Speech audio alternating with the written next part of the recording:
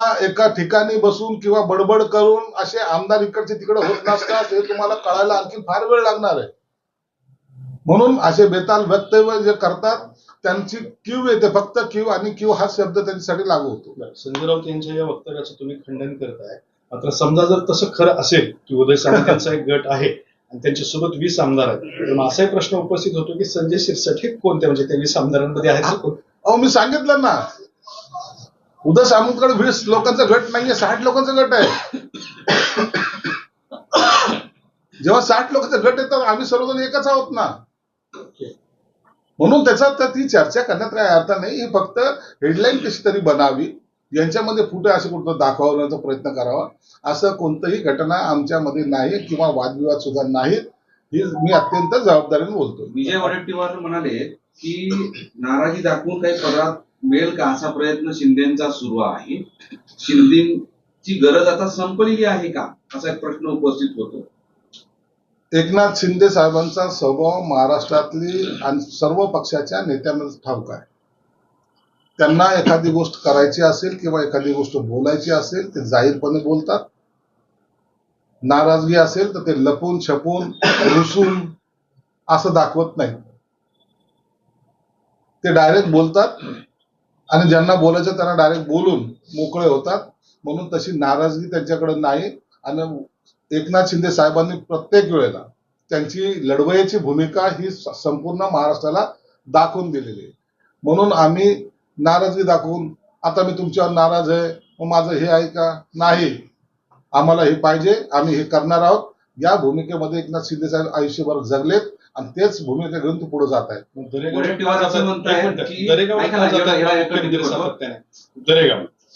दरेगावला काय मुख्यमंत्री असताना जायचे ते. आता चक्र वाढल्यात. आताही असलं तरी जबाबदारी आता जी मुख्यमंत्री म्हणून जी जबाबदारी होती त्यापेक्षा थोडी कमी जबाबदारी हे मान्य करावं लागेल. उपमुख्यमंत्री जबाबदारी थोडी कमी असते आणि म्हणून जर ते दरेगावला गेले तर त्यांचं आश्चर्य वाटण्यासारखं काहीच नाही. मला वाटतं हे मुख्यमंत्री असताना त्याच्यावर जी टीका व्हायची की मुख्यमंत्री हेलिकॉप्टरने दरेगावला जातात, आताही जातात. म्हणून दरेगाव त्यांचं गाव आहे आणि स्वतःच्या गावी जाणं याला कोणी जर असं काही म्हणत असेल तर त्यात दुर्दैव आहे. परंतु त्याचा आणि राजकारणाचा काही संबंध नाही. ते असंही म्हणाले की शिंदेनी कुंभमेळ्यात जावं आणि नागा साधूंच्या बाजूला बसावं. राऊत म्हणाले दरेगावला जाण्यापेक्षा.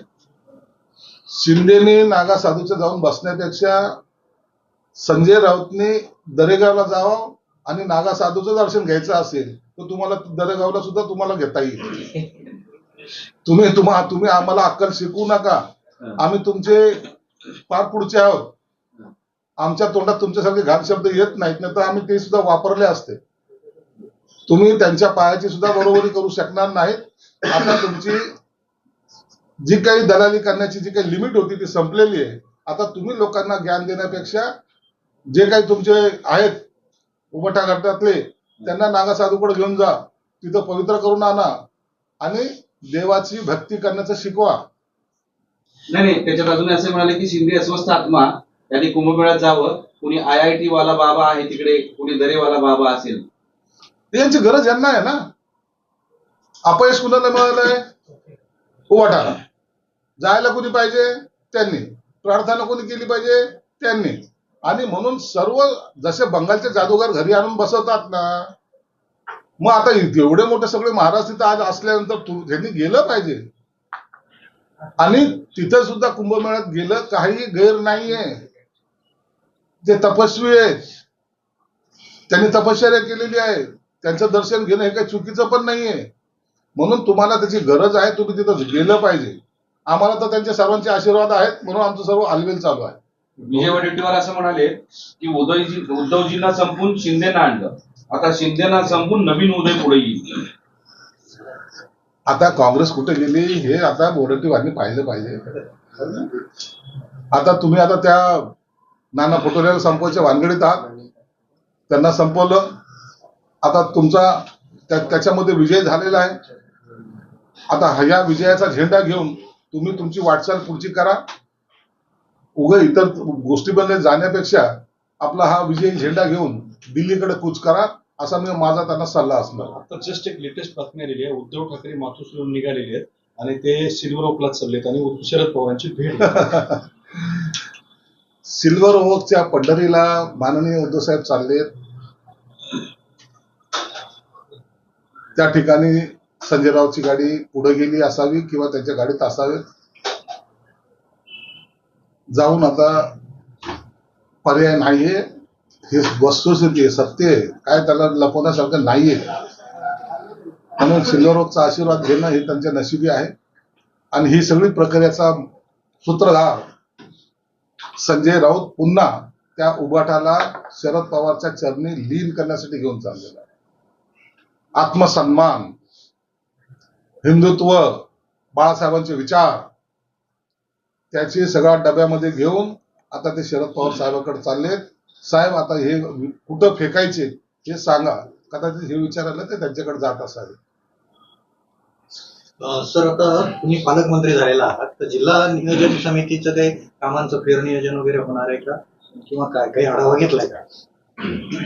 संभाजीनगरचा पालकमंत्री झाल्यानंतर आताही मी आणखी जिल्हाधिकारी असतील की इतर अधिकारी असतील यांची बैठक घेतलेली नाही. निश्चित 26 तारखेला झेंडावंदनच्या नंतर याची बैठक आयोजित केली जाईल. ज्या काही अतिरिक्त प्रमा दिलेल्या आहेत आणि त्यांचे वर्क ऑर्डर झाले नाहीत ते सर्व रद्द करण्यात येतील. चुकीच्या ठिकाणी जर काही खर्च नजरेस आला तर ते कामं सुद्धा रद्द करण्यात येतील. अनेक ठिकाणी ठेकेदारांनी ऋण केल्याच्या सुद्धा काही गोष्टी माझ्या कानावर आल्या. त्यांच्यावर सुद्धा लवकरात लवकर गुन्हे दाखल करण्याचा माझा मानस आहे. म्हणून जनतेचा असलेला हा पैसा जनतेच्या उपयोगासाठी आला पाहिजे. ही तुमची आमची पर्सनल प्रॉपर्टी नाहीये याचं भान आपण जर ठेवलं तर चांगले समाज उपयोगी कामं होऊ शकतील आणि ते करण्याचा माझा मानस आहे. म्हणून 26 तारखेच्या बैठकीत या सर्व गोष्टीचा आढावा मी घेईल आणि मग पुन्हा एकदा हा सर्व आढावा घेतल्यानंतर योग्य तो निर्णय सुद्धा घेणार आहे. सर्वात प्रथम या शहरामध्ये वाढणारी गुन्हेगारी जी आहे त्या गुन्हेगारीला आळा बसवण्यासाठी आपण दरवेळेला पोलिसाला दोष देत असतो, परंतु पोलिसाची मानसिकता किंवा त्यांच्याकडे असलेली वाहनं हा सगळ्यात महत्वाचा आणि गंभीर प्रश्न आहे. पोलिसांची गाडी 100च्या स्पीडने जाते, म्हणजे आरोपीची गाडी 100च्या स्पीडने जाते आणि पोलिसाची गाडी 60च्या स्पीडने जाते. हा सगळा जो फरक आहे हा कुठेतरी संपला पाहिजे. आपण पोलिसांकडून अपेक्षा करताना त्यांना चांगलं सुद्धा देणं हे आमचं शासन म्हणून आमचं कर्तव्य आहे. म्हणून ह्या 15-20 दिवसामध्ये पोलिसांसाठी, स्पेशली पोलिसांसाठी 20 स्कॉर्पिओ हे खरेदी करून त्या पोलिसांना त्या तपासाच्या कामासाठी हे देण्यात येणार आहे. बांगलादेशीच्या संदर्भातला